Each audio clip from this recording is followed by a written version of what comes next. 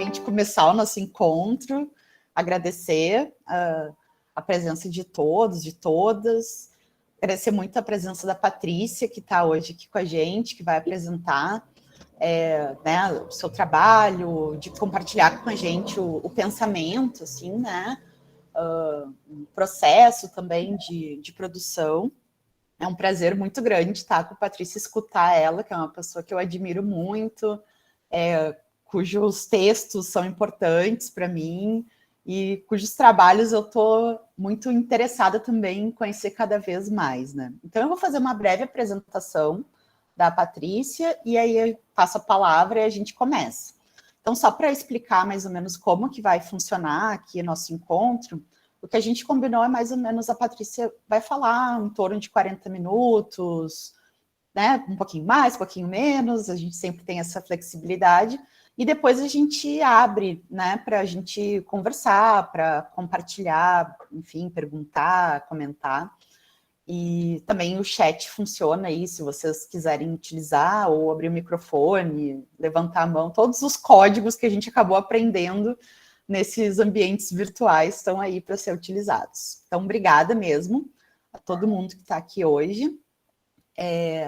Então, vou aqui ler rapidinho né, a apresentação da Patrícia, que é artista, professora e pesquisadora da Escola de Belas Artes da Universidade Federal de Minas Gerais.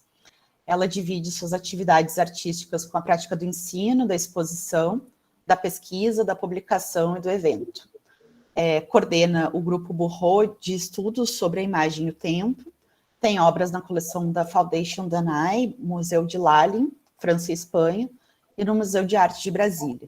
Tem também publicações em livros, catálogos e revistas. Até durante aqui o nosso encontro, eu também vou compartilhar um livro que foi recentemente publicado, né, organizado pela Patrícia, para que vocês possam acessar. Ela é doutora e mestre pela Universidade de Paris I, Panthéon-Sorbonne. Atualmente é membro do comitê diretor do Instituto de Estudos Avançados Transdisciplinares da UFMG e do grupo GRASAR. Eu não sei se está certo, Patrícia, qualquer coisa que me corrija. Ações Continuadas em Arte.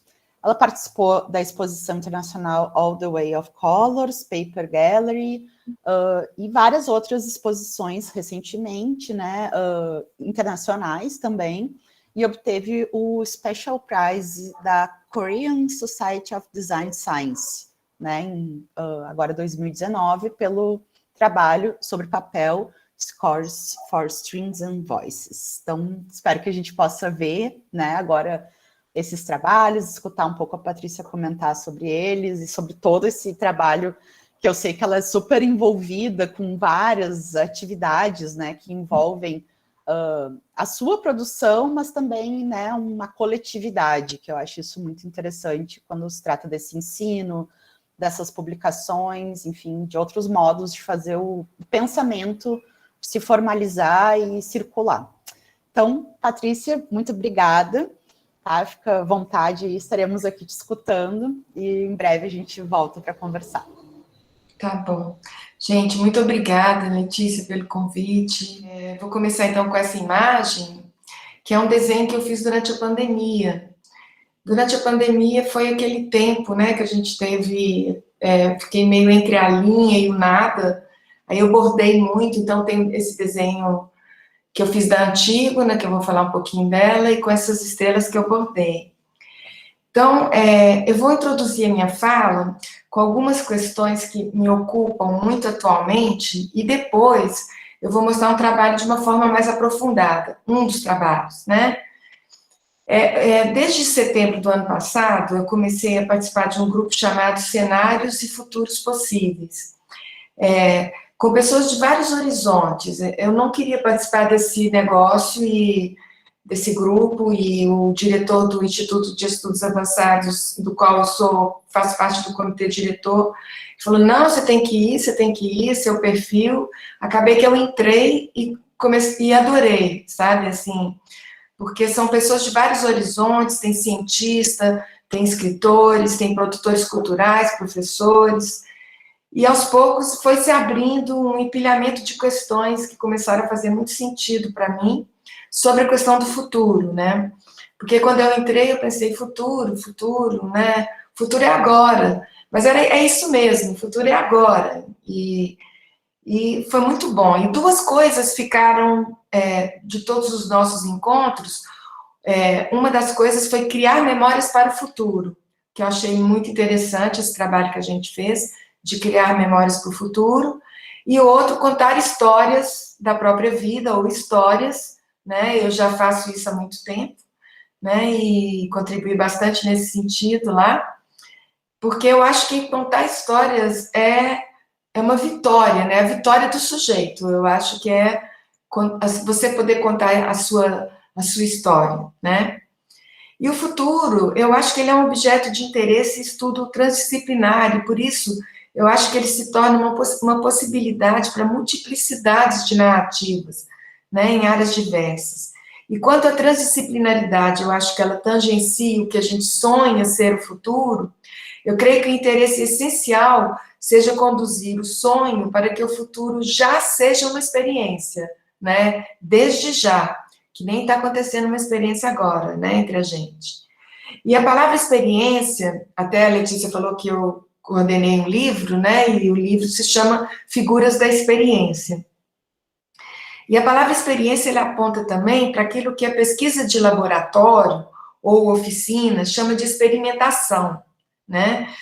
De um lado, tem algo muito consolidado e do outro, algo dinâmico, em processo, rumo ao desconhecido, né? Porque quando a gente entra num laboratório, num ateliê de gravura, por exemplo, tem muita coisa consolidada lá do passado, né? Técnicas, materiais, a própria prancha, né? Mas o que você vai fazer com eles é o futuro, né? Algo experimental, desconhecido. E eu acho que a arte não desmente essa ambivalência, né? A história da arte, ela representa, inclusive, uma sequência de balanceamentos constantes entre as duas polaridades. A palavra experiência, ela contém na sua etimologia a raiz per, que se encontra nas palavras perigo, perímetro, periferia, né, etc., indica um limite. Experiência indica, então, portanto, um movimento eventualmente perigoso, que poderia ameaçar ou desestabilizar o indivíduo.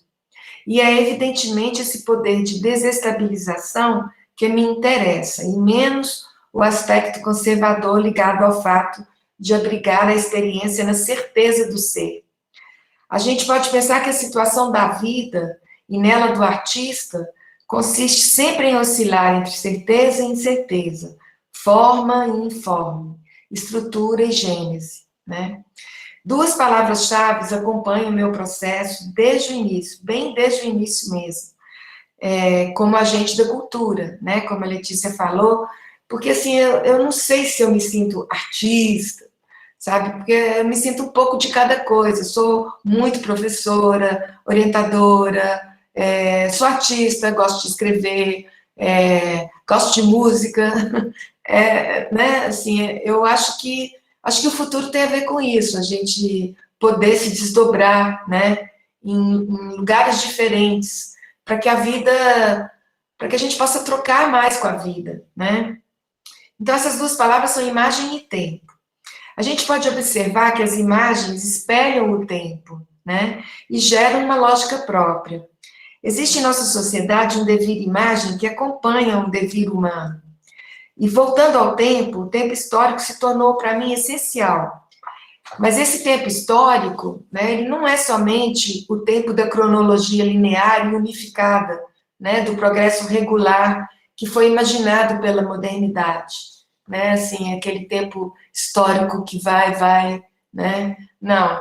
É uma multitude de temporalidades em concorrência e em sobreposição. E no meu caso, esse ponto é fundamental. Vou falar disso, vocês vão ver. Para pensar a relação entre o desejo artístico das imagens, que tem a ver com sonhar imagem, projetar futuro e fatos históricos, contos, outros tempos, né, outras palavras. Com isso, a gente tem a possibilidade de perceber um tempo mais desregrado, né, um tempo que o artista pode montá-lo à sua maneira. Um tempo mais freudiano, já que Freud dizia que o inconsciente não conhece o tempo. Um tempo que envolveria uma percepção do futuro após se ter olhado para uma situação presente ou passada. Então, fica a pergunta: como procurar imagens que alimentam a nossa vida psíquica? Né? Imagens que são uma formidável presença, que são como um caleidoscópio e que pertencem a essa espécie de tempo. Um tempo psíquico, elástico, perdido, inatual e, ao mesmo tempo, presente, e que é muito próximo ou é a própria experiência. Isso tudo é uma pergunta. E eu acho que a arte acaba sendo uma maneira, né, da gente tomar posição frente ao tempo. O tempo desregrado, que poderia, no meu caso, se tratar da montagem, que é um composto de fragmentos disjuntos que tentam construir e remontar uma história. Aí, nesse sentido, o trabalho Antígona, que eu desenvolvo desde março do ano de 2017, e que se consolidou muito neste ano, através de um jornal e de uma exposição, ele se insere bem na questão da remontagem de um tempo. Eu trabalhei com imagens sonhadas e criadas a partir do personagem mítico Antígona, né? Para quem não conhece, a Antígona é uma peça de teatro do Sófocles de 440 a.C., né? Mas ela foi... o poeta Hölderlin traduziu essa peça, Antígona, e ela fez muito sucesso a partir dessa tradução, né? E a partir dessa tradução do Hölderlin, o Hegel escreveu que ela era obra de arte até então, né? Até o final do século XVIII, ela era a obra de arte mais perfeita, né? Então, depois dessa tradução, ela foi... ela é uma peça de teatro, mas ela foi para o cinema, para as artes visuais. Eu não vou falar muito, porque é muita coisa para falar dela, assim. Ela é uma potência, assim, né? E várias pessoas escreveram sobre ela, a Júlia Kristeva, que falou que ela ressoa muito no lado psíquico das mulheres hoje em dia. Várias pessoas, várias, assim. Então, eu não vou focar na Antígona, porque eu escolhi ir por um outro caminho, porque eu poderia falar só dela hoje, mas eu escolhi ir para outro caminho. Né? Então, nesse caso, então, eu criei imagens com o intuito de trabalhar com narrativas e revolver a imagem de Antígona para criar montagens de diversas formas, publicações, fotografias e ensaios, exposições e apresentações. Eu vou mostrar para vocês um jornal aqui. Vocês estão vendo? Sim. Sim. É a imagem da imagem, né? Então, esse jornal eu fiz só sobre a Antígona, né? E assim, não vou falar muito também, mas é um jornal que conta toda a história dela, né? Assim, não a história dela, mas eu e ela, né? Eu fiz ela por partes, né? A Secreta Solidão, o bloco de notas Procurando Antígona é um artigo que já está numa revista Viz, que foi organizada pela Márcia Arbex. Aí eu falo bastante de tudo dela, dessas coisas todas que eu falei para vocês, de quem trabalhou com ela, etc., né?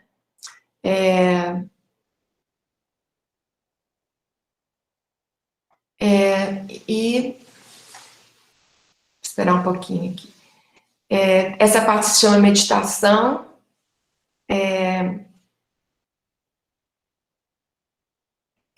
Acho que está custando a passar. Também fiz um trabalho onde eu comecei a enxergar Antígona em imagens que eu encontrava, e eu fiz uma visita ao Arquivo Nacional no Rio de Janeiro, a convite de um projeto do Luiz Cláudio da Costa, da UERJ. Encontrei imagens e escrevi esse texto, Figuras do Tempo, né? Eu acho que essa mulher me lembrou muito a Antígona, com todas essas crianças em torno dela, essa outra que perdeu o telhado, né? esse senhor também, que eu vou falar um pouco dele daqui a pouco. Também fiz A Prisioneira, que foi uma residência que eu fiz, e trabalhei com os últimos momentos dela, né, quando ela foi a primeira mulher que se tem notícia que falou não. E é claro que outras mulheres falaram não, lá na pré-história deve ter tido muito não, a maneira da pré-história, né? Mas, assim, conceitualmente foi ela. E ela é um personagem, né? Por onde andou também, é um longo trabalho que eu fiz de muitas imagens, fotografias. E aqui tem uma parte, né, de tudo isso. E termino com esse Flaneur Cósmico, que é um trabalho que eu fiz com o escritor Jacques Fuchs, que a gente escreveu um texto juntos para esse grupo, para um trabalho que nós fizemos junto com esse grupo do futuro, né, dos cenários. E aí termina assim, com esse bordado também que eu fiz, Alargar a Vida e Enfrentar o Real, e a Antígona seguindo o caminho aí, né. Então, deixa eu voltar para... Continua, né? Vocês estão vendo aí, né? Então, onde que eu estou aqui? Tá, mostrei o jornal. Então, nesse trabalho da Antígona, tem o enigma do personagem que retorna, né? No eterno retorno, nunca é o mesmo que retorna, mas é o retorno que se presentifica, né? As imagens de Antígona, imagens da história da arte, do teatro, da literatura e que a filosofia nos deixaram, de certa forma, elas estão fluidas, né? Assim, meio pairando nos séculos. São imagens que intentam subelevar uma inatualidade no núcleo do tempo e na liberdade do presente para a gente sonhar um futuro, né? Então, Antígona é uma mulher enraizada no tempo, eterna, e abordá-la evoca recomeços, mas nunca recomeçamos da mesma maneira. A gente revolve, né, as raízes de Antígona para tornar visíveis as grandes tramas que elas são. E nesse momento do trabalho aí, que vocês estão vendo, a Antígona, ela, na verdade, eu incorporei esse personagem, né? E nesse momento do trabalho, a Antígona está doente, né? Eu estava doente, e aí buscou a cura através da modelagem desses sólidos platônicos aí, né? Que são, lembrando, né? Os sólidos platônicos são o tetraedro, o cubo, o octaedro, o dodecaedro e o icosaedro. Tá vendo o icosaedro, esse que tá bem pertinho aí, no meio do cabelo dela? Assim, ele tem 20 lados e 30 arestas. Então, para encontrar o equilíbrio, ela foi, né, buscando ali, modelando, fazendo círculo, depois achatando e procurando as arestas. E não foi por isso que ela curou, mas foi por isso também, né? E aí, uma de minhas frentes de trabalho é a pesquisa artística, com extensões literárias e críticas, junto também à imagem da fotografia. E aí, recolho impressões através de experiências e observo que, dentre muitas, ressalta uma questão para mim, que é: o cinema, a fotografia e a pintura guardam grandes diferenças, mas muitas aproximações. Então, algo do cinema, da fotografia e da pintura vai além das suas formas de materializar a imagem. Então, a figura da Antígona se encontra para mim nesses cruzamentos. Eu vou criando o meu filme interior sobre ela, com fotografias encenadas, ou buscando os lugares onde a pulsão imaginativa encontra espaços para se concretizar, enquanto vou refletindo sobre suas centenas de anos, sua força pictural, teatral, artística e, claro, muito política, né? Então, a fotografia nesse registro, ela traz a possibilidade de uma teatralidade e de uma iconografia possível. Não apenas algo que eu posso tomar como imagem, né? Ou somente o fato de devolver uma imagem dela, mas de devolvê-la com um novo sentido. Uma imagem pensada como um universo bem imagiante e figural. Porque eu acredito que nesse registro, a fotografia dá a ver formas que não encontramos, porque, como a pintura, nós a criamos, né? Então, essa imagem aí, não é uma imagem documental, né? É uma fotografia mais criativa mesmo, mais próxima da pintura mesmo, né? A natureza das montagens e das narrativas, elas permitiram a relação causal entre as partes e as formas de expor o trabalho, né? Porque aos poucos, esse trabalho da Antígona, como vocês viram no jornal, que está bem condensado, né? Mas aí, por exemplo, tem partes que tem mais de 30 fotografias, né? Então, esse trabalho, ele contou até hoje com 6 momentos. A infância, Antígona, filha mais velha, ela brincou à beira das águas protegida por Netuno, enquanto tinha como tarefa cuidar dos seus irmãos. Secreta solidão, Antígona é artista, mas também é arqueira. Por onde andou, ela caminhou como mendiga, seguindo seu pai cego, o maior poeta da cidade. Fúria, ela teve um transe catático, furioso, né, decorrente da resistência e da difícil luta contra a tirania. Ela foi capaz de enfrentar a mentira e a crueldade. Meditação, né, o enfrentamento da angústia, da doença. E a prisioneira, que é a espera da morte e o anjo da incerteza. Então, a teatralidade da imagem, ela foi trabalhada para que a gente não esqueça que este conjunto de imagens tem como fundamento uma personagem do teatro, né? Outra questão crucial que se coloca a partir disso tudo é saber em qual lugar a gente pode, né, qual lugar que a gente pode praticar um recorte, né, no corpo da cultura e em qual profundidade, né? Se a gente se interessa por um filme antigo e a gente quer refazê-lo, ou algum poema que a gente quer colocar em imagens, né? Então, como a gente vai fazer esse recorte lá no tempo, né? Lá no passado, e trazer ele para o presente, reformular isso e jogar ele lá para o futuro, né? Então, a fim de apreender uma fração que, tal como uma boa amostra, demonstra as diferentes temporalidades que se sobrepõem como estratos na espessa derme da superfície da cultura das imagens. Agora, eu gostaria de mostrar para vocês, eu mostrei o jornal, né, que é esse, aí, mostrar para vocês essa, desculpa, gente, não vai ficar. Então, essa imagem especial, que eu encontrei lá no Arquivo Nacional, mas eu acho que essa imagem também me encontrou, sabe?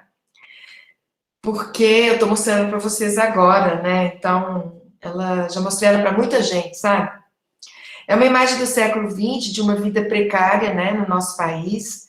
Ela é de 1957, ele já era bem idoso, né? Ela lembra muitas situações, né, que a gente percebe hoje em dia, que é a fotografia de um mendigo. Um homem está dando seu rosto de idade avançada para um fotógrafo do jornal Correio da Manhã. Ele parece abandonado, vagando, perdido, me faz pensar justamente no Édipo, né, que é pai e irmão de Antígona. Para quem não sabe, o Édipo se casou com a mãe da Antígona sem saber que ela era sua mãe, também, né, e teve filhos com ela, inclusive a Antígona, né. Então, ele preferiu não mais enxergar, quando ele fica sabendo da história, ele prefere não mais enxergar a realidade, furar os seus olhos, ao descobrir sua condição desumana. Então, Édipo vai andar como um mendigo, seguido por sua filha Antígona. Mas andando, vagando e falando poemas, ele se tornou o maior poeta da cidade. O mendigo que falava enquanto Antígona, a filha, escutava. Por isso que ela é a musa da psicanálise, né? Porque ela vai seguindo o pai, ela vai o ajudando, né? E vai escutando, e ele vai falando poemas. Ele vai falando coisas, né? Alguns falam que é poemas, outros falam que outros escrevendo livros sobre o que ele fala, né? Essa história é a questão da tragédia, né, gente? Eu me interesso muito pela tragédia, porque eu acho que a tragédia, a humanidade tem uma questão trágica, né? Assim, sempre tem uma tragédia, né?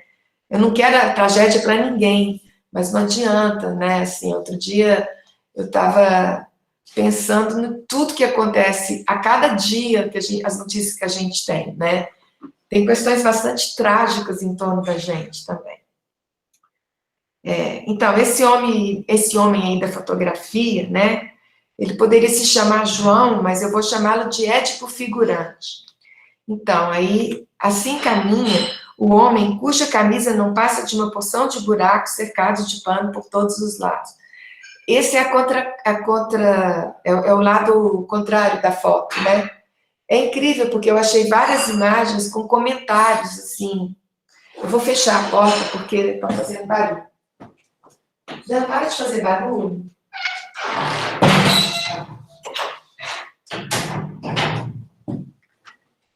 E é muito interessante, porque eles escreviam muitas coisas bonitas, assim, filosóficas nas imagens, sabe? Tem imagens muito, muito fortes, assim. Então, eu fico pensando, assim, que o homem moderno, né? O homem moderno, eu nem sei o que é homem contemporâneo, né? Porque a modernidade, não sei, assim, o moderno parece que chegou no Brasil por cima, né, de tanta coisa, parece que achatou, assim, tanta coisa no Brasil, né, que a gente está revendo agora, né, nossa história, a nossa diversidade, quem somos realmente, né. Então, o homem moderno, ele tem a vontade incondicional de ser um sujeito, né, de ter o domínio de si, de não se deixar levar pela deriva, pelos sonhos. Ele quer se apropriar do seu destino, não aceita se abrir, se dividir, né? Tem muita dificuldade de lidar com o sofrimento, né? Por exemplo, o Édipo, ele é destituído de seus bens, de seu estatuto, o destino lhe destitui de tudo que lhe era precioso, né? Ele termina sua vida vagando após a hierárquica brutal que sofreu, né? A perda hierárquica brutal que sofreu e que consiste em si mesmo como a lição da tragédia. Esse homem, né? Ele me parece estar perdido e abandonado, é uma subhumanidade. A sua camisa diz muito, né? Talvez alguém quis lhe presentear-lhe com uma, mas talvez ele a recusasse, né, em sua imperiosa dignidade por reconhecer o inumano, né. Esse desenho é um desenho que eu fiz durante o ano de 2020, no momento mais difícil do confinamento. Como eu disse, né, eu fiquei oscilando muito entre o tempo, nada e a linha, e busquei construir espaços da memória através do desenho, e fiz uma série de 20 desenhos. Então, estou mostrando aqui um deles, que eu fiz durante as queimadas do Pantanal daquele ano, que é um cervo do Pantanal, esse animal de lindo porte e mágica presença. No dia 17 de agosto do ano de 2020, eu me deparei com uma imagem do jornal O Globo, de um veado campeiro, né, encontrado morto em uma área devastada pelos incêndios. O bombeiro que encontrou disse que chorou ao vê-lo. Então, eu fiquei com aquilo o dia todo, né, assim, eu não sei se vocês são ligados aos animais, eu sou demais. Eu adoro os animais e tenho muita empatia com eles e eles comigo também. Então, eu fiquei pensando o dia todo aqui, nesse bicho morto assim, com essa língua, desse jeito, né? Aí eu fiz o desenho. E nele tem esse cervo do Pantanal que está assustado. Eu fiz um sopro que sai da boca dele, né? Como um canto triste, como se fosse esse canto triste, ou realmente um lamento para o final da natureza, né? A natureza, né, gente, que é a consolidação da emergência da vida. Então, entre o passado e o futuro, cá estamos, né? Muitos de nós trabalhando de diferentes maneiras. Eu tenho certeza que vocês aí do outro lado também estão trabalhando com essa questão, né, de como lidar com questões da memória, como lidar com o que estamos vivendo, né, e buscando que permeie nosso senso a cada vez que desejamos sonhar o futuro. Mas percebo que existe uma grande desatenção também quando se trata do esquecimento, né. Eu penso sempre em uma fenomenologia da imagem ativa.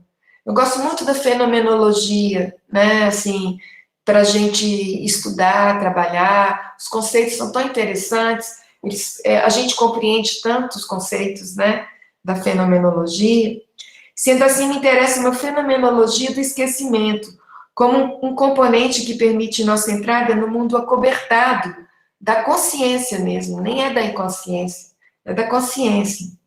O veado morto na queimada me faz descer no abismo incomensurável da repetição insustentável de imagens brutais da destruição e morte da natureza. Então, aí eu mostrei para vocês o que eu estou pensando atualmente, o que eu fiz mais recentemente, mas eu queria mostrar agora para vocês esse trabalho que eu tenho, que chama Os Quatro Fotógrafos, né? Que aí já é uma coisa que eu trabalho há muito mais tempo, com muito mais tranquilidade, calma, não me apresso.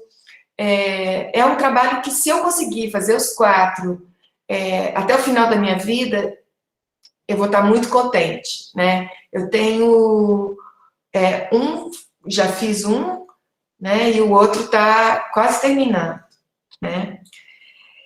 Então, eu estou realizando esse longo trabalho com a fotografia em sua relação com a história e a literatura.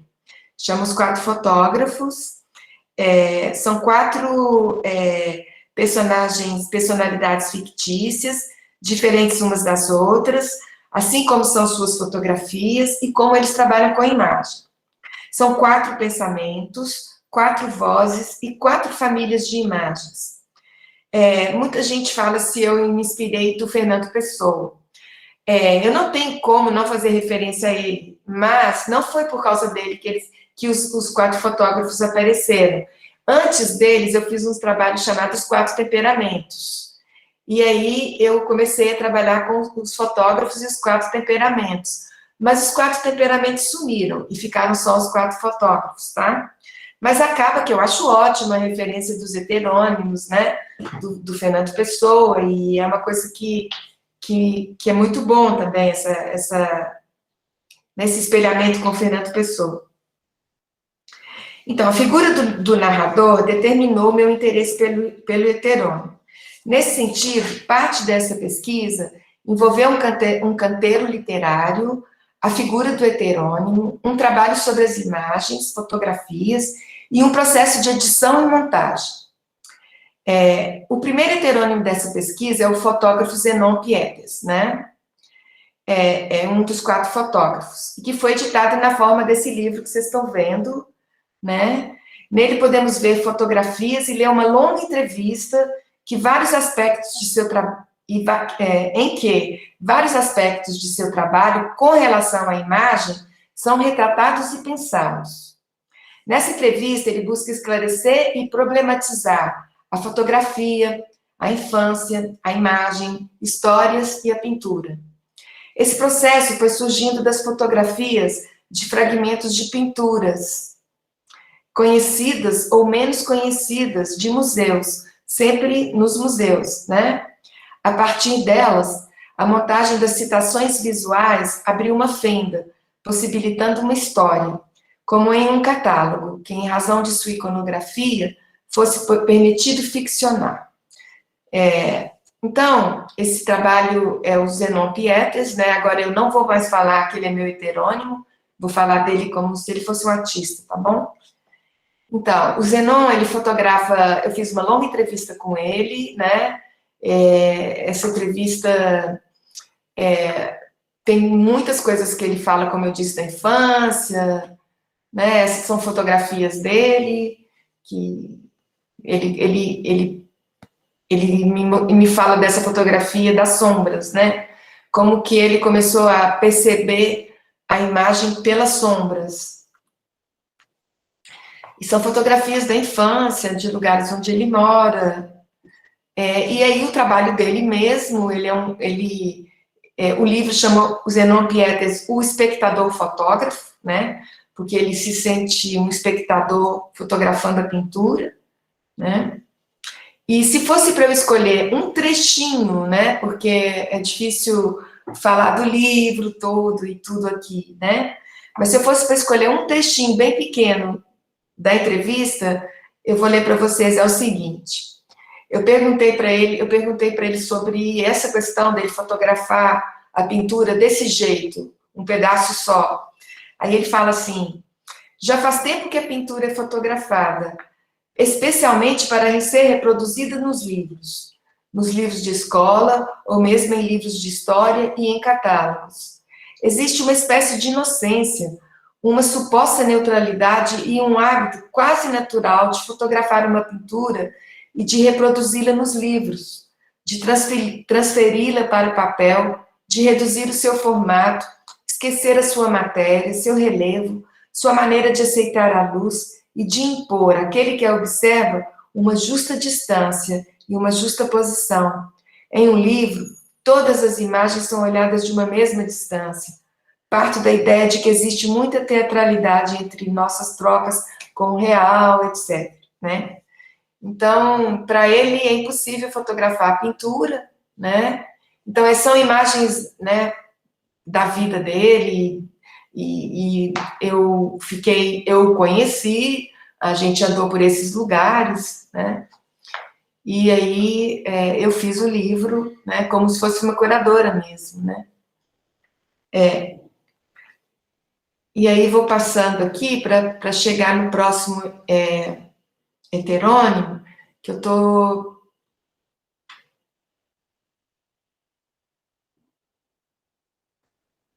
É curioso porque eu já fiz várias apresentações de trabalho mais detalhadas dessa pesquisa do Zenon, e eu me lembro que eu estava numa mesa redonda e depois, quando eu saí, a pessoa falou: puxa, eu não conhecia esse artista. Mas eu tinha falado que era um heterônimo no começo, acho que ele comeu mosca, né? E não conhecia esse artista, nossa, então. Eu gosto muito do Courbet, eu acho muito legal essa imagem, assim, oblíqua, né? Porque a pintura, às vezes, a gente tem que olhar oblíquo, dependendo da luz, assim. E, Patrícia, eu vou te interromper rapidinho, mas só para perguntar, assim, se o Zenon, na entrevista, ele fala um pouco da presença da moldura, né? Que a moldura, ela está sempre presente nessas imagens. Eu acho que ele fala, mas não com a importância que eu percebi que ela tinha depois, sabe? Porque isso que você está falando, muitas pessoas falaram também, que às vezes a moldura ficava até mais importante, né? Porque quando você vê, olha, tá vendo? Essas manchas na parede, também, sabe, assim, o entorno né, onde acontece, onde a pintura está colocada também. Ele mais focado na imagem mesmo. Eu ainda tenho quanto tempo, Letícia? Patrícia, eu acho que a gente ainda pode, assim, pensando de 40 minutos a 1 hora, mais uns 20 minutos. O que Tá tu bom, acha? então, tá. Então, aí agora, nesse momento, eu estou ainda editando o segundo fotógrafo, que é o Mael, né? Já o Mael é uma outra história, num outro lugar. Muitas pessoas me perguntam também por que eu faço homens, mas o Zenon, ele tem toda uma história ligada ao livro da Marguerite Yourcenar, A Obra em Negro. Eu não sei se vocês conhecem esse livro, que o personagem principal se chama Zenon, né? E o Zenon Pietres nasceu, tem esse nome por causa do Zenon. Aí tem toda uma história que a mãe do Zenon Pietres conheceu a Marguerite Yourcenar no lançamento de livros, bom, e leu o livro, então tem toda uma relação. Já o Mael, ele é uma figura inspirada numa pessoa que eu conheço, e que é um bretão, sabe? Uma pessoa, um francês da Bretanha. E como eu vou à Bretanha por motivos familiares desde 1990, eu tenho muitas fotografias, e foi por isso que eu ajuntei todas as coisas, né? Mas eu gostaria muito de que a última fosse uma mulher, e que ela fosse uma mineira, e que ela fosse uma pessoa que conhecesse muito a Campos das Vertentes, né, que é uma região que eu frequento muito. Então, vou me inspirar das próprias histórias. É claro que Mael e Zenon comportam muito do que eu penso, né, sobre imagens, sobre minha forma de escrever e tudo, e de fazer arte, na verdade, um pouco misturando tudo, né? Mas eu gostaria muito de que fosse, eu coroasse esse trabalho com essa Zilá, né? Que vai chamar Zilá. Mas vou voltar para o Mael, porque a Zilá está longe ainda. Então, nesse segundo, o Mael ele já gosta de introduzir em seu próprio destino um lugar para coincidência. Ele é sensível à coincidência das semelhanças físicas e às similitudes das expressões fisionômicas. A trama de afinidades eletivas, a qual busca, se traça assim na sua obra anônima, de iluminação profana em iluminação profana, como um campo de estrelas. Para Mael, somos todos submetidos a um destino singular, que acontece muitas vezes sem uma causa lógica e podemos o apreender principalmente graças às coincidências. Questões ínfimas, não perceptíveis ou dificilmente perceptíveis para ele, mudam o curso da história e o destino dos indivíduos. A coincidência abre uma brecha entre o tempo no qual emerge a narrativa. Mael coloca em prática sua faculdade imagiante de estar presente naquilo que não viveu. Tem o talento de se tornar passado através de suas rememorações. Mael se interessa pela fotografia, pela imagem da paisagem interna e externa, o dentro e o fora, o corpo no espaço. O trabalho da montagem, né, nesses livros, ele é bastante destacado, né, assim, a partir de todo um trabalho com a citação visual e textual, foi possível conceber a montagem do texto e do livro do Zenon Pietes, né, e está sendo do livro do Mael, que contém essas imagens que vocês estão vendo. A pesquisa envolve igualmente um trabalho de rememoração da imagem que encontra uma outra imagem, reorganizando assim a temporalidade em torno das responsabilidades dessas imagens no presente. Se eu criei o fotógrafo Zenon Pietes e estou trabalhando sobre Mael, foi para remontar uma história que contemplasse questões que me inquietam. Eu acho que o artista da montagem, né, a gente que trabalha com montagem, misturando textos, imagens, trabalhando com instalação, sabe, fragmentos, colagens, eu acho que a gente fabrica heterogeneidades para dispor a questão e mostrá-la na correspondência das afinidades desejadas. Então, a montagem, ela acaba expondo a construção de uma realidade, mas vai deslocando as coisas, né? Então, uma imagem que eu fiz lá muito tempo atrás, acaba vindo para um livro próximo de uma imagem que eu fiz muito, muito recentemente, né? E mesma coisa, um texto que eu posso achar, que eu escrevi num caderno muito tempo atrás, pode vir, essa parte do texto, eu trago ela para um texto de agora, né? Então, eu vou, né, trabalhando com esse tempo que eu falei anteriormente, esse tempo elástico, inatual, né?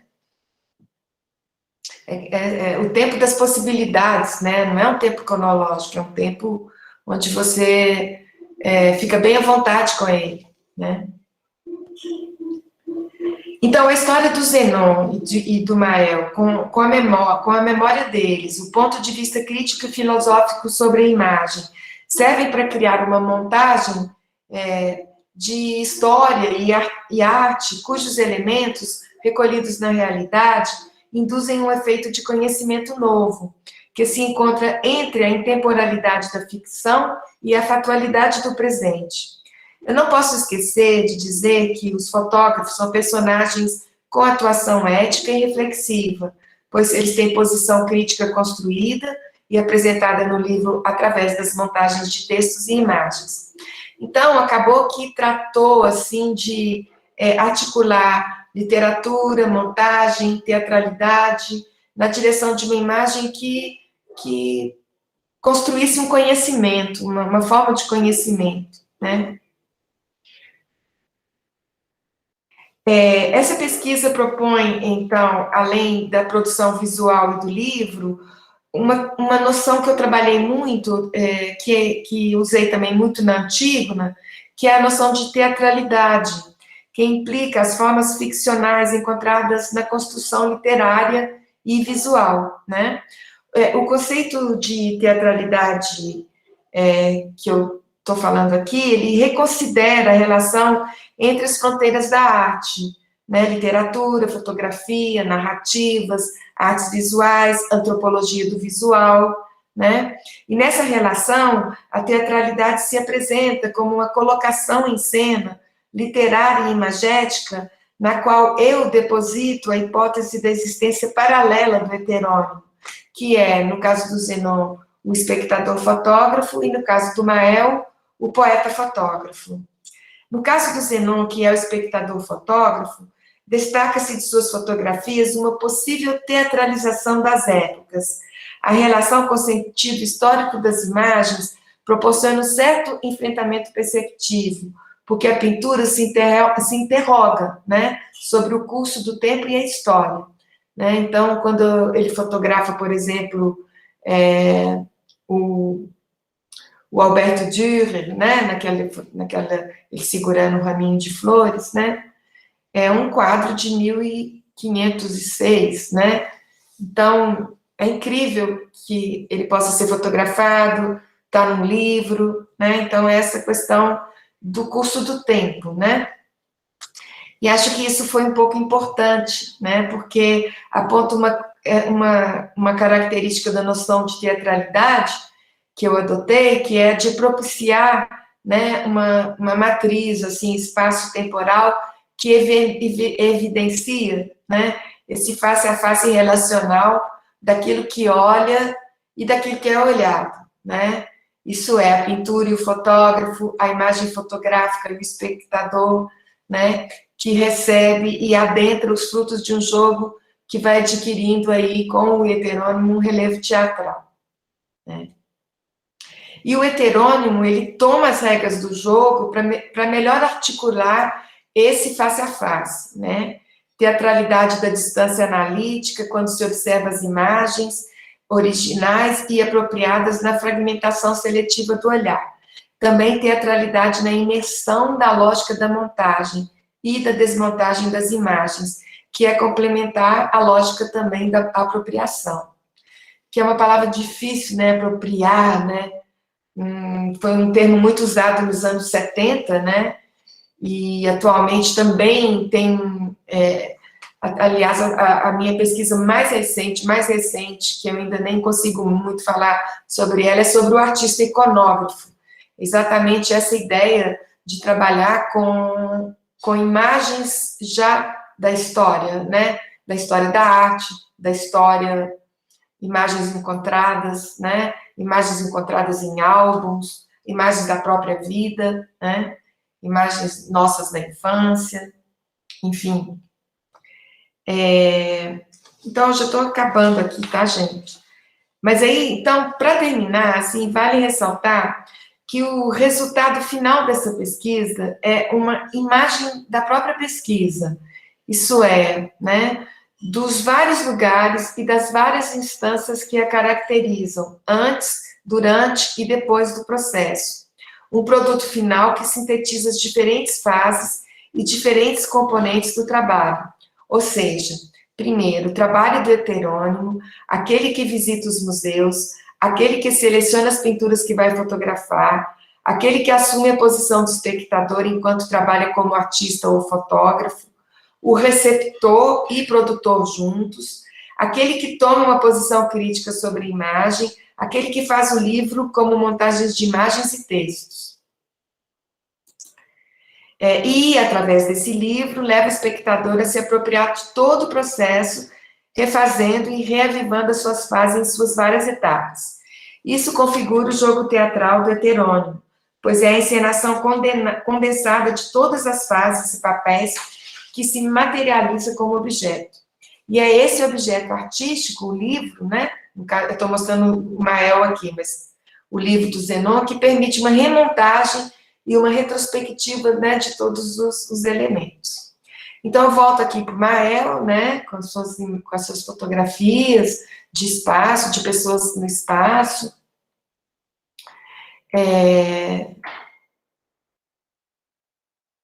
E se eu tiver que escolher também um pedacinho, né, do texto do Mael, eu vou escolher o seguinte. Eu perguntei para ele, né, me fale de suas primeiras imagens. Aí ele fala assim, a paisagem foi, sem que eu a nomeasse, o meu primeiro encantamento, a minha primeira vontade de viver, a minha primeira imagem. Gostava de ver quando passava um cavalo, ou uma dupla de corvos, ou, ao longe, eram como pontos moventes em meu quadro perfeito. A guerra soava no vento, mas fiquei longe do terror. Aos poucos fui, menino solitário, inventando os meus próprios jogos para contornar o tempo. Um deles era contar e escrever o que eu havia visto na paisagem no caderno de tia Edith, que trouxe um dia do marché de Dinah. Eram pequenas anotações de como o dia estava, brincando de meteorólogo. Me lembro de uma tempestade se desencadeando no horizonte da floresta. Nuvens pesadas e cinzas com bordas repicadas se precipitavam do oeste com rapidez. Quase roçavam o topo das árvores pelo peso que pareciam conter em suas dobras vertiginosas. O final da tarde havia quase completamente terminado e as cores se mostravam de um dourado trágico e ameaçador. O vento abria franjas rápidas entre as copas das árvores.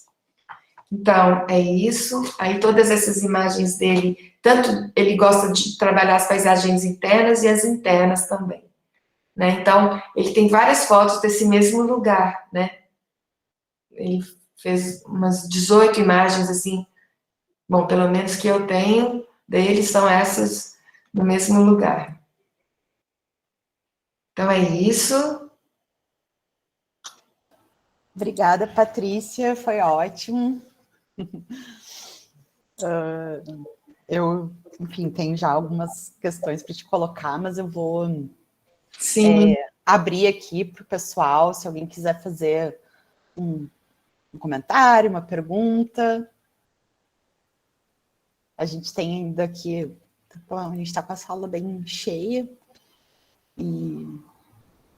Então, eu quis mostrar um pouco do que eu já fiz, né? Uhum. E que ainda tenho que fazer, e um pouco do que eu estava fazendo agora também. Não, assim, eu acho que o que eu acho interessante, o jeito que tu vai levando, assim, que tem como tu fala, esse tempo elástico, ele vai se fazendo no texto, né? Assim, na tua fala. Eu acho que essa é um pouco a sensação que eu saio, que a gente vai como algo maleável, assim, que vai indo para um fundo e vai para a superfície. E uma coisa que me chamou, assim, a atenção, quer dizer, que está bastante presente, né, no teu trabalho, na tua fala, assim, e tu começou mesmo falando de um tempo uma experiência, né, que alimenta a nossa vida psíquica.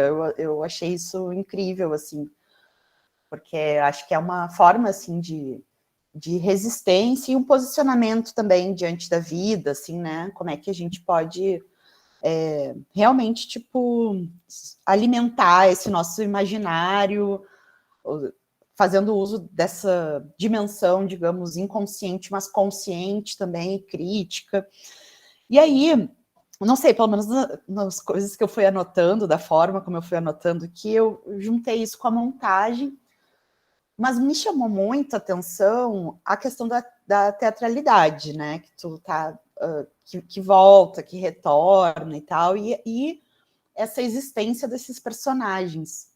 E fiquei pensando muito assim, se não é essa invenção de personagens que a gente faz tudo de uma maneira mais consciente, né, ali no sentido assim de construção mesmo desses personagens, mas que a gente vai fazendo ao longo da vida também, né, meio que criando personagens, enfim, pra gente, como é que a gente vai se reposicionando também, vai nos montando e nos desmontando, assim, ao longo da vida, né?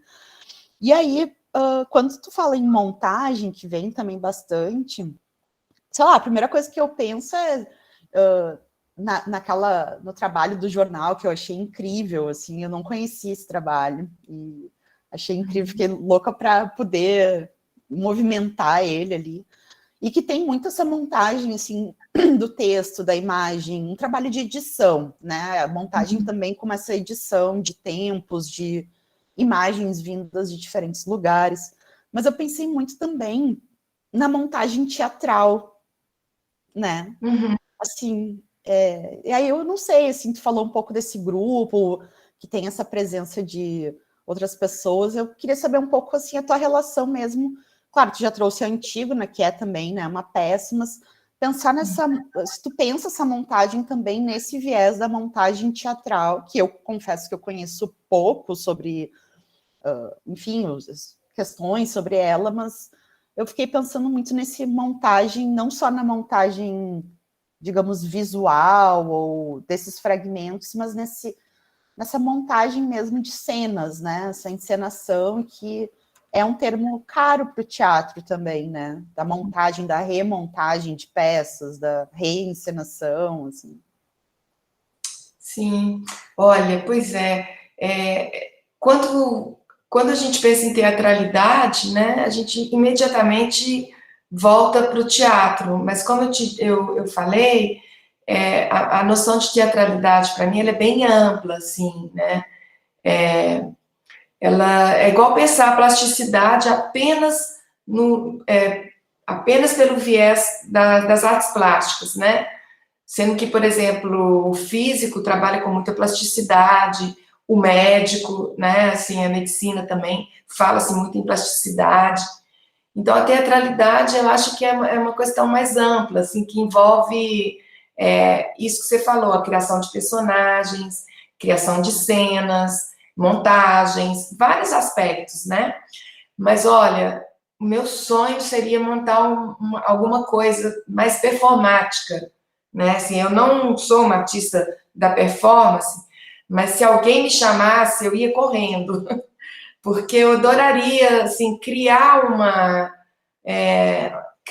antiga, porque é antigo, né? É a minha antiga, né? É a minha, não é a do Sófocles mais, né? Assim como várias pesquisas que eu fiz, inclusive a aquela artista Tácita Jean, ela também fez um trabalho sobre Antígona, mas depois de mim, graças a Deus, porque se fosse antes, mas também milhões de pessoas fizeram, assim, sobre ela. E tem uma artista, Cristina, eu acho, da UERJ, que fez um trabalho sobre ela, que eu não conheço, que tenho muito vontade de conhecer, mas eu sei que ela já trabalhou sobre ela também. Mas então eu adoraria trabalhar, sabe, a Antígona em pequenos quartos performáticos, sabe? Eu até conversei com uma ex-orientanda minha, Marina RB, e a gente ficou de fazer alguma coisa, porque ela é da performance. Aí eu falei, bom, ela tem toda a autoridade, já fez muitas performances, aí ela podia conduzir a coisa, né? Mas recentemente, na minha última aula que eu dei, a gente fez uma experiência com os panos pretos, e eu falei para as meninas, falei assim, vamos incorporar a Antígona aqui, né? Com os panos pretos enrolados, assim. E a gente fez várias fotos e trabalhando gestos de sobrevivência, bem teatral mesmo, assim. Então, eu acho que é incrível. Eu acho o teatro, essa questão de você olhar para um lugar, né, onde você desloca o olhar do cotidiano e leva o seu lugar para um olhar muito específico, para uma cena onde acontece uma coisa, que tem um acontecimento, né, uma coisa extraordinária. E eu, antes, como curiosidade para você, Letícia, antes de eu seguir o caminho das artes visuais, eu estudei música e teatro. Eu sou formada em teatro pela Escola do Palácio das Artes. E fiz 7 anos de música também, paralelamente, até o ponto de largar, né? Mas, assim, eu já tive muita experiência com teatro e com a música também, né? E uma das mais legais de todas foi montar a peça Ária, do John Cage, né? Que é música e teatro, né? Então, eu acho interessante a gente se abrir para esses outros campos, né? Que eles nos ensinam muito. Enfim, acho que não sei se eu te respondi exatamente. Não, com certeza. E acho que a performance já está ali, né, nas imagens, muitas imagens. É, Essa própria encenação, ela já é, né, uma... eu acho que tem a questão da fotografia performática, é verdade. E essa questão de se abrir, assim, que tu traz, assim, já vem também da modo como tu apresenta tua fala, de abrir, né, para um futuro, fazendo Sim. esse jogo desse tempo elástico e essa transdisciplinaridade, talvez, né, que está presente, que é esse diálogo com, tu falou cinema, fotografia, pintura, e agora a gente entra também nessa questão da performance, né, que está presente e acaba se misturando ali, assim, da literatura, enfim, a filosofia, né, também, porque... Quem sabe a gente faz alguma coisa. Pessoal, alguém quer fazer algum comentário? Alguma colocação para Patrícia?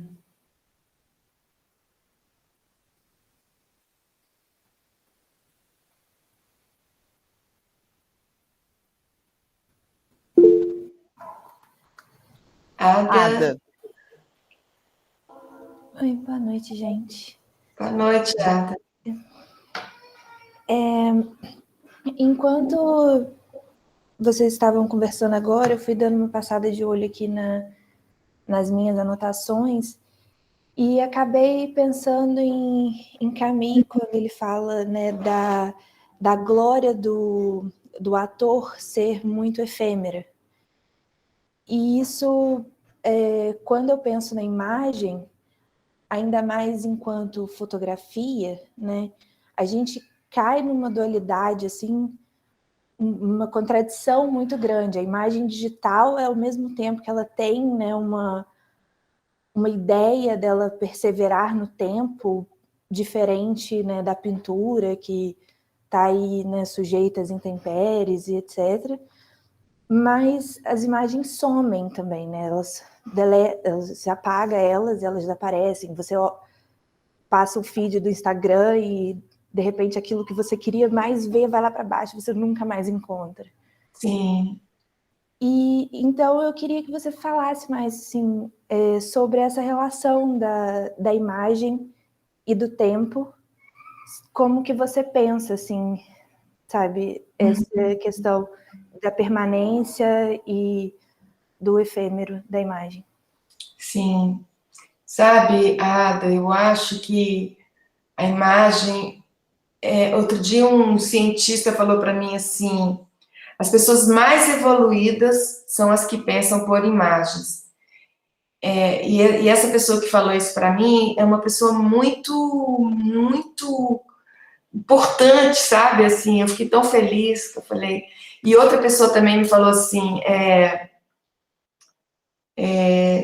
que fez artes visuais e agora ela é escritora. Mas que bom que ela é uma escritora que veio das artes visuais, porque ela vem da imagem, né? Ela não vem das letras, né? Ela aprendeu a desenhar e tal, e aprendeu o que é a imagem. A imagem é uma coisa tão bonita, né? Se você pensar que ela brota em você, né? Porque muitas vezes você pode buscar uma imagem. Ah, eu quero desenhar aquela rua com aquele, né, com aquela casa, mas às vezes alguma imagem nasce em você, né? Ela surge em você e você tem o desejo de criar aquilo que surgiu em você. De onde, né? Eu não sei se isso acontece com você, mas comigo já aconteceu, né? De eu ter aquele desejo de fazer uma imagem e vou procurar resolver aquilo, ou em fotografia, ou desenhar, né? Então, eu acho incrível isso. No caso do Zenon, por exemplo, quando ele pensa muito a questão da imagem e da fotografia, né? A fotografia, ela é um papel, né? Assim, vamos pensar não em termos de imagens, desses milhões de imagens que a gente vê todos os dias. Mas vamos pensar em termos de uma fotografia muito bonita, assim, na parede. Você olha aquela fotografia e é alguma coisa que esteve em algum lugar, porque o que você está vendo é um papel, né? E a imagem, ela esteve lá, né, em algum lugar. Mas a pintura não, a pintura ela é construída, né? Ela é construída, o desenho é construído e ele é tátil, né? Você põe o dedo na imagem da fotografia, é o papel, né? Aí, se você põe o dedo na pintura, você está tocando a materialidade da pintura, né?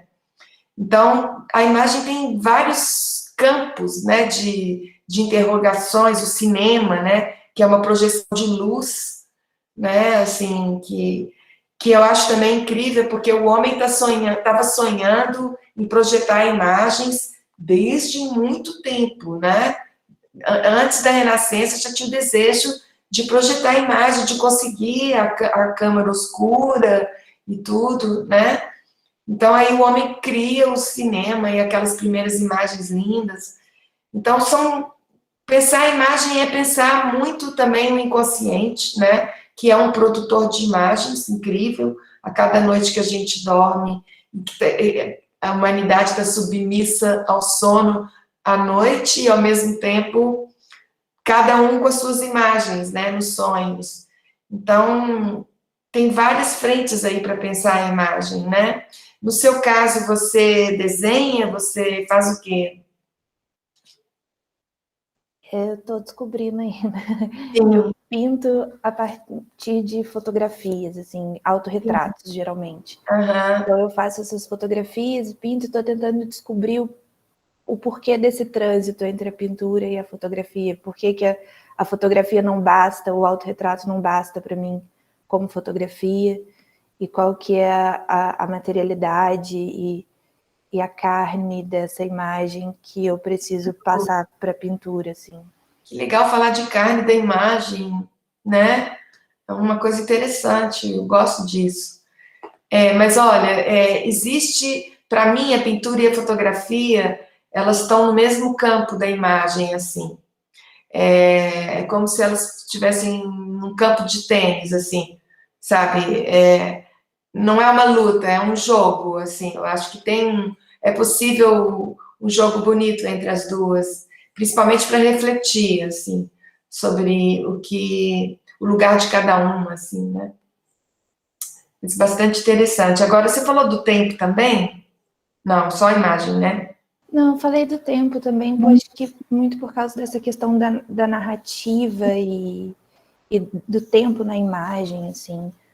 Porque imagem e tempo estão super relacionadas, né? Eu falei que as imagens espelham muito o tempo, né? Então, quando você pega um álbum de família e vê uma imagem do passado, da sua família, né? De certa forma, existe uma questão do tempo que retorna, né? Assim, que não... Alguma coisa ali volta na imagem e no tempo para você, né? E eu acho que dentro do campo social existe uma enorme importância da imagem, né? Inclusive, a imagem é relacionada com a mentira também, né? Com a ficção, com a mentira. Eu me lembro que eu vi um fotógrafo mostrando um pequeno filme na África. Então, tinha um menininho, umas crianças africanas fazendo artesanato. Eles estavam fazendo ralador, sabe? Furando um metalzinho. Assim, eles estavam fazendo. E uma música tétrica. E uma voz falando, olha essas crianças, elas estão abandonadas, elas estão terrivelmente sós, elas são usadas, elas fazem um trabalho trabalho infantil proibido e parará. E depois, as mesmas imagens com uma música super feliz, sabe, assim, africana, e olha essas crianças, elas são super bem, elas estão ajudando as famílias, uma outra visão da imagem, sabe? Com trilha sonora, voz e tudo.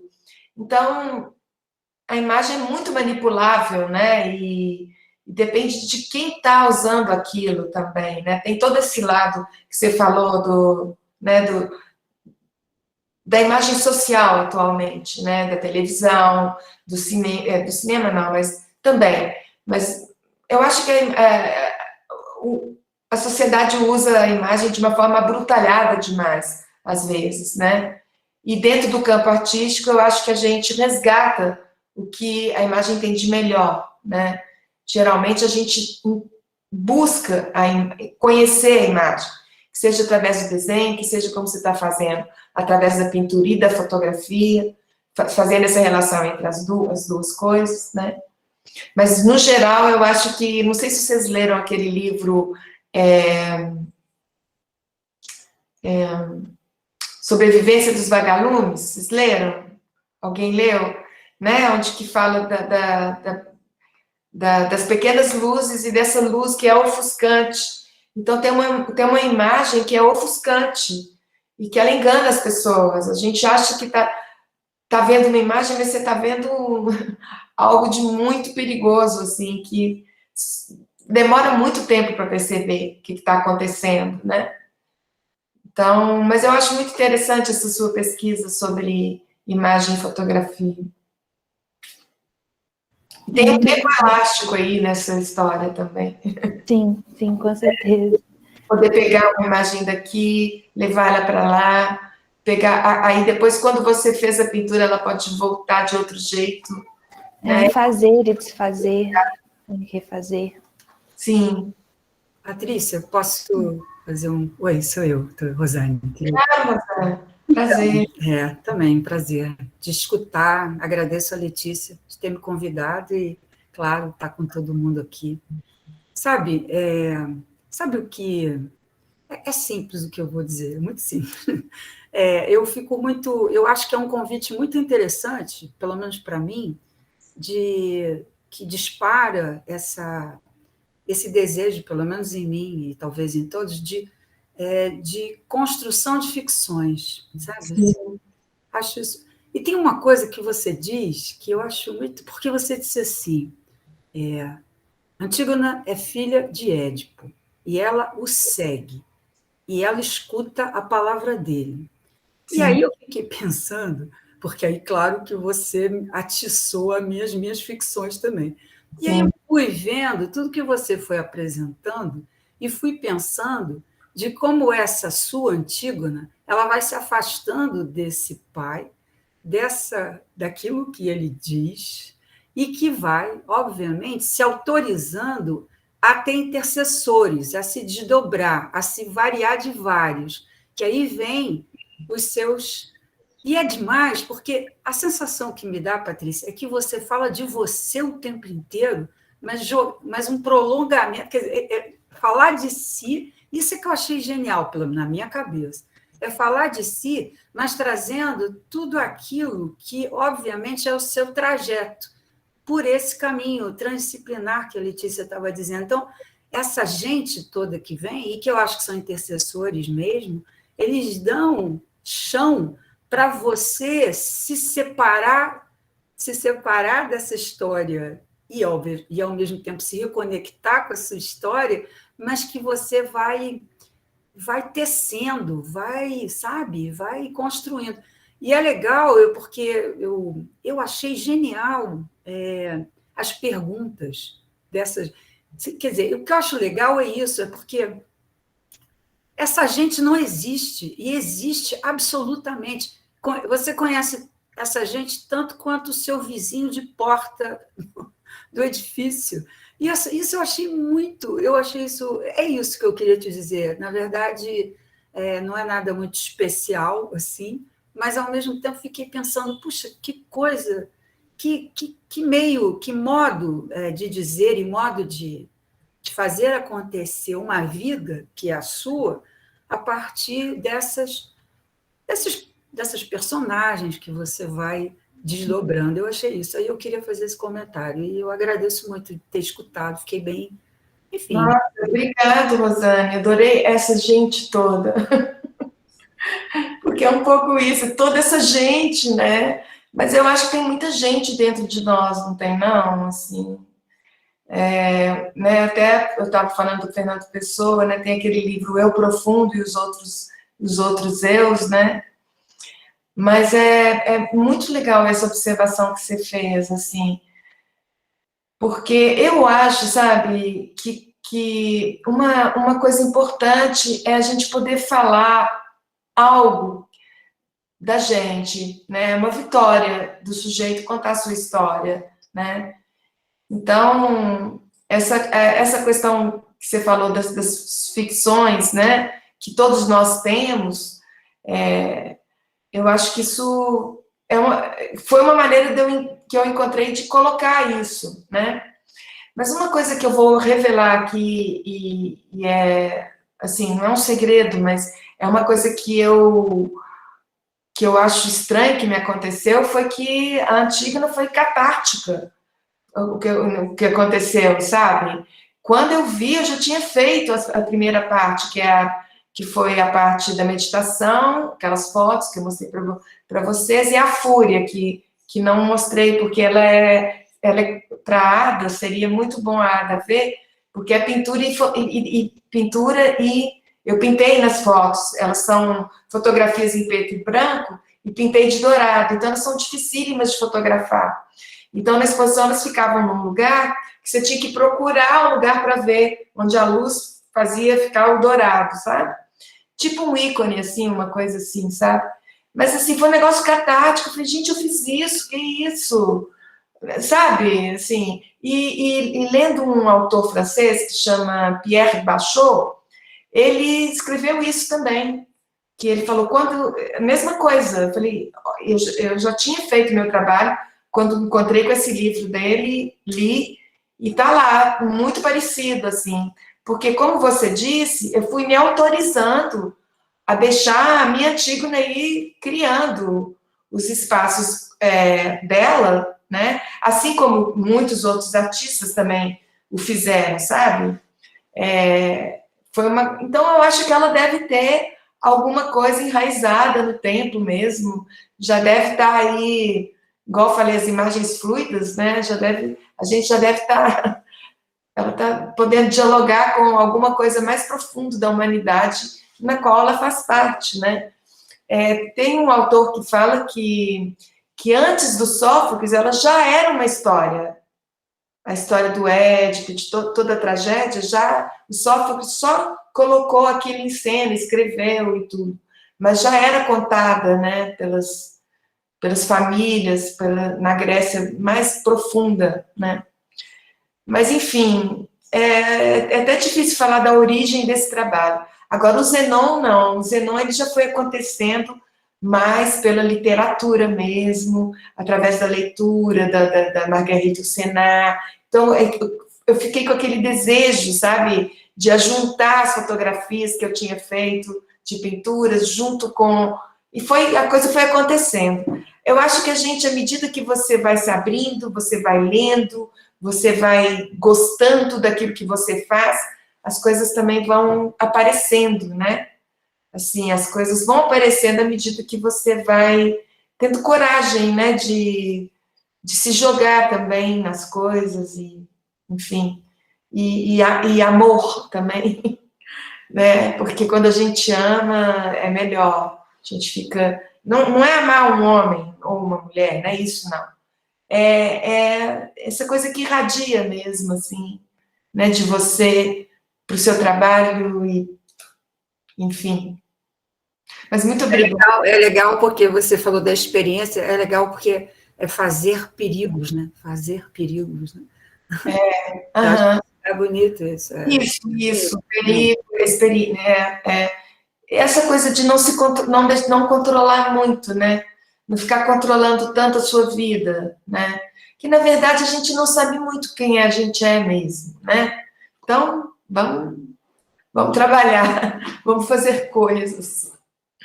E essa coisa do perigo, da experiência, tem muito disso de ser atravessado por algo, né? Que eu acho isso muito bonito na tua fala, que é meio assim, eu fui tomada quando eu vi esse catártico, assim, eu compartilho um pouco porque as imagens, para mim, elas surgem um pouco assim, é um desejo de imagem tão grande, assim, Nossa, isso é muito que lindo. é meio louco, assim, tipo, eu preciso fazer, é como se... E se a gente tenta controlar um pouco isso, é muito curioso, porque isso retorna, e parece que retorna com mais força, né, assim, por mais que tu pense, talvez não, assim, hoje em dia eu já consigo, talvez essa palavra que a Rosane usou, se autorizar, eu acho que é muito legal, no sentido de acolher mesmo, a coisa vem e atravessa a gente, e isso muda essa perspectiva também, né, dessa intencionalidade, de quem está produzindo, né? Na verdade, algo vem, assim, e às vezes vem de muito longe, no tempo e no espaço, como no caso que tu está trazendo para a gente da Antígona, que é algo que vem de sabe-se lá onde, talvez, e tá aí, né? Uma força, uma energia, assim. É verdade.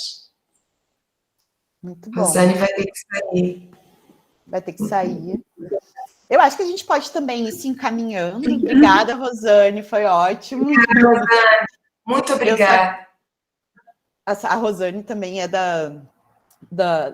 enfim, do grupo de fabuladores, fabuladoras, então eu sabia que ela Nossa, ia... muito bom. Muito bom. Que bom saber disso, né? Então, eu acho que um conselho que eu daria para quem está começando é ler literatura, porque tem muito a ver com as artes visuais, né? E alimenta um espaço de criação de imagem em nós, né? Porque você lendo, você começa a criar as imagens, né? E hoje em dia está muito difícil da gente ler, né? Eu converso com muitas pessoas, eu mesmo passei por um período que eu não consegui ler. Agora que eu estou retomando, de dezembro até abril, maio, eu estava conseguindo ler, sabe? De tanta coisa, né? A gente está sendo bombardeado com muita coisa. Eu acho, assim, notícias, trabalho, eu não sei, assim, a coisa está fervente, né? De todo jeito. Mas agora eu retomei e acho que a gente passa por uns períodos com mais dificuldade de ler, e ler também sobre arte, né, que sempre estimula, é muito bom também, ler textos bons. E nesse livro que eu lancei sobre figuras da experiência, tem duas páginas que eu aconselho vocês a lerem, os que estão começando, que é um prefácio do livro, e eu falo sobre a experiência. É facílimo de ler, são duas pagininhas, mas aí fala sobre essa experiência nossa com a arte, sabe? Que eu acho que é um privilégio. A gente tem esse privilégio de ter escolhido a arte e esse privilégio de estar, né, de ter as imagens brotando em nós, né, assim. E não vamos esquecer que aquele físico importante falou que as pessoas mais evoluídas pensam por imagens. Vamos acreditar nisso.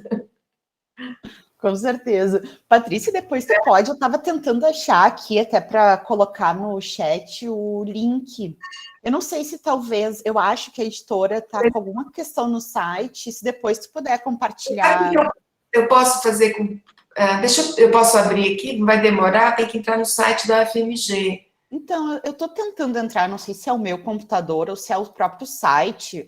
Aparentemente, acho que o site está meio com algum problema, eu acho. Pode ser, às vezes ele sai um pouco do ar. Vou entrar aqui, vou olhar.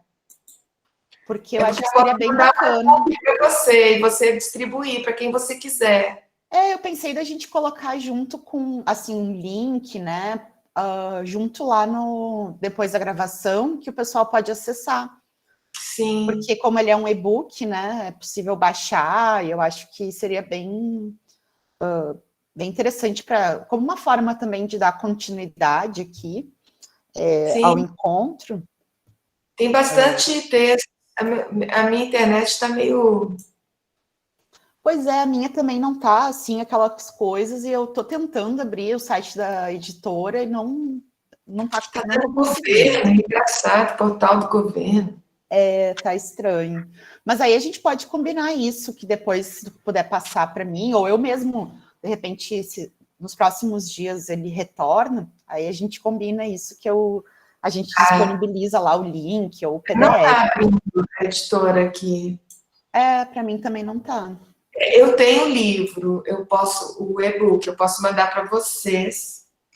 E de todo jeito, eu vou mandar para você o link, com certeza. E o e-book também. E você pode mandar para as pessoas do grupo. Tá, ótimo. A gente tem aqui a nossa lista de presença e a gente pode mandar depois do encontro. Aí tem vários textos, assim, de metodologia, não é de metodologia de pesquisa, mas, por exemplo, tem um texto de uma artista que fala sobre modelar, a questão de modelar coisas, tem um texto sobre uma artista que fez uma tese sobre a morte, tem um texto sobre uma coisa mais literária, tem o meu que é sobre infância, montagem e experiência, tem o texto do Stefânio Che, que é muito bom no final, só sobre a experiência, muito bom também, tem um texto sobre uma Malevich e psicanálise, então, enfim, tem muitas coisas, assim. Eu acho Mas que aí eu só não consegui mesmo, tá conectando aqui com a editora. Acho que o site da editora tá fora do ar. Tô achando também. Mas eu acho incrível, assim, a gente trazer, né, nesse momento, enfim, que a gente está vivendo, a tua fala e a tua produção em torno da experiência, né, que tem sido uma questão muito urgente para a gente pensar justamente isso, né, a nossa dificuldade, às vezes, de parar e ler, um excesso, né, um excesso de informação mesmo, que acaba nos esgotando e fechando, né, esses canais que nos permitem fazer com que veicule essas imagens em nós e a gente também devolvendo elas, né. Exato, é isso mesmo. Acho bem uma questão muito importante para a gente pensar e discutir e trabalhar, né? Eu tenho, assim, eu tenho achado muito importante, sabe, isso eu falo para todos vocês, assim, grupos de pensar, isso que nós estamos fazendo hoje à noite aqui, eu acho muito importante, né, a gente tentar escutar pessoas com experiência, escutar pessoas, procurar agrupar também, ter grupos de pessoas para trabalhar juntos, né, assim, eu tenho que confessar para vocês que eu fiquei 3 anos sem dar aula, porque em 2019 eu fiquei fora do Brasil, depois passei 2 anos na pandemia, e na volta, eu voltei outra pessoa, sabe? Eu falei, gente, eu não sei como eu vou dar aula, assim, porque também a escola voltou de outro jeito, porque os alunos antigamente os alunos vinham caminhando juntos, aí dessa vez eu peguei aluno entrando, aluno formando, e aí a gente foi se encontrando ali, sabe, em grupo e de um jeito novo. A gente fez uma linda exposição juntos, chamada Coleta de Outono e Outras Coletas, porque eu falei assim, nós não sabemos o que fazer, porque a disciplina que eu dou chama projeto na graduação.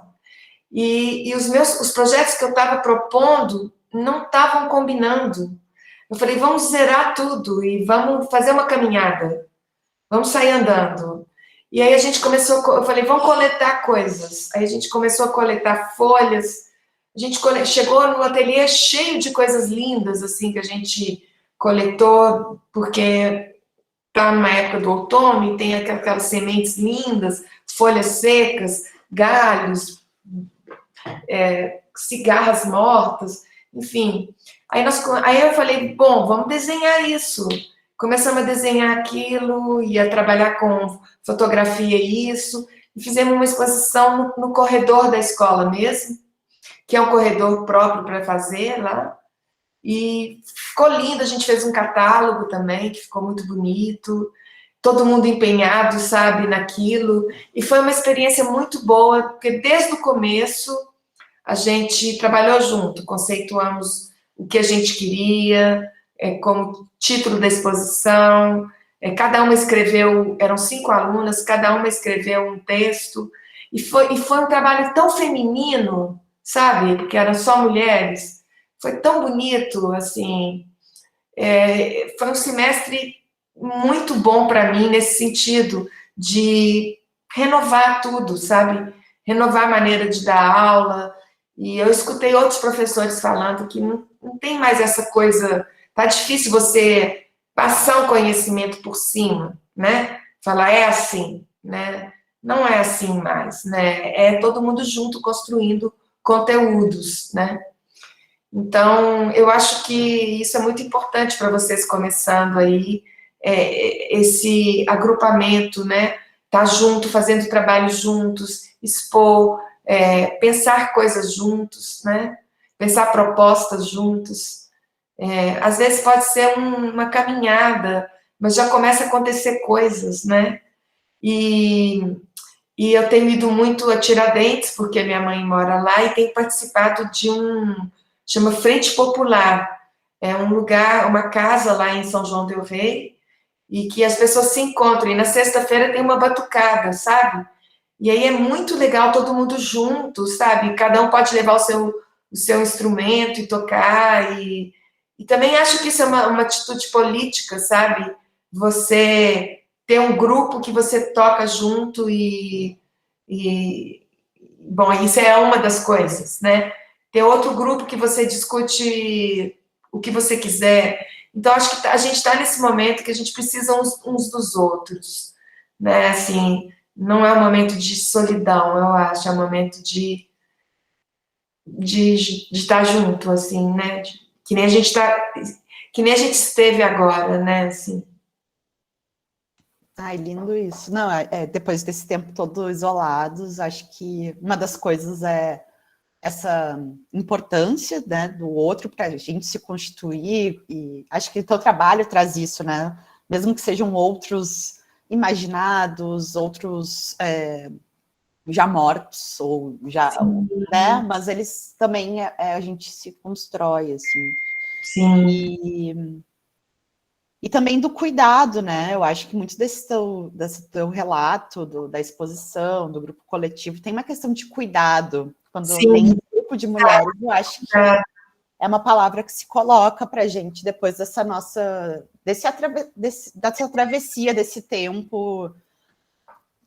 e do trágico, né? Da presença do trágico, não só desse tempo específico, mas o trágico, ele traz um pouco desse cuidado, né? Nos colocando diante de como lidar com ele, e a gente tem que se cuidar.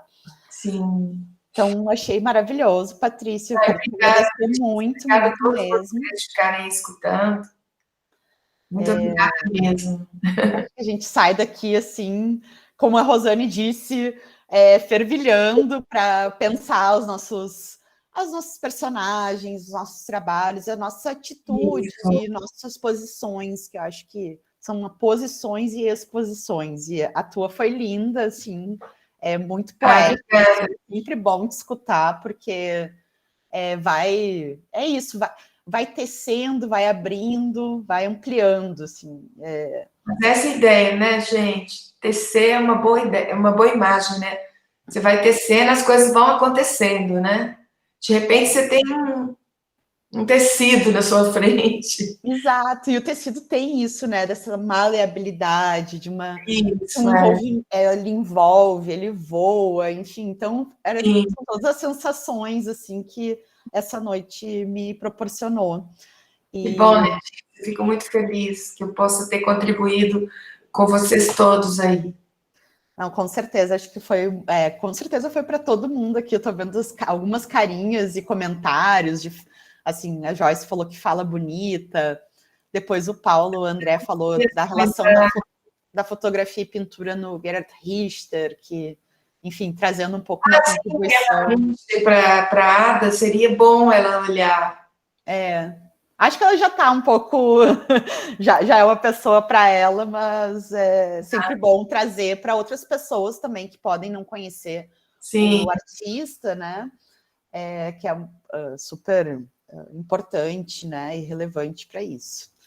Então, Patrícia e pessoal, muito obrigada. Eu acho que a gente já está num tempo legal para o nosso encontro. Daria para a gente ficar, e eu muito mais. Espero que em breve, Patrícia, tu possa estar aqui com a gente presencialmente, seja para a gente fazer uma caminhada, uma isso é maravilhoso, eu ia amar. um som, um batuque, enfim, a gente vê o que a gente pode fazer.